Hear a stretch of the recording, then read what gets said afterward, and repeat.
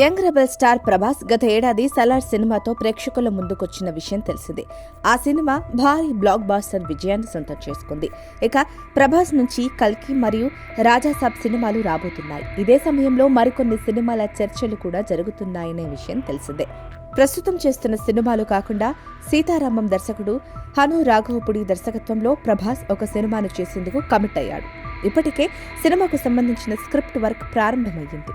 తాజాగా అందుకున్న సమాచారం ప్రకారం ఈ సినిమా కోసం మ్యూజిక్ సిట్టింగ్స్ గోవాలో ప్రారంభమయ్యాయి.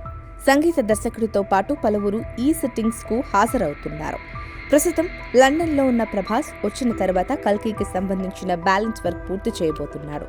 ఆ తర్వాత ప్రభాస్ మరియు హను రాఘవపుడి మూవీ పట్టాలెక్కే అవకాశాలున్నాయి. ప్రభాస్ కోసం ఆసక్తికర కాన్సెప్ట్ తో సినిమాను రూపొందించేందుకు దర్శకుడు హను రాఘవపుడి స్క్రిప్ట్ రెడీ చేశాడు.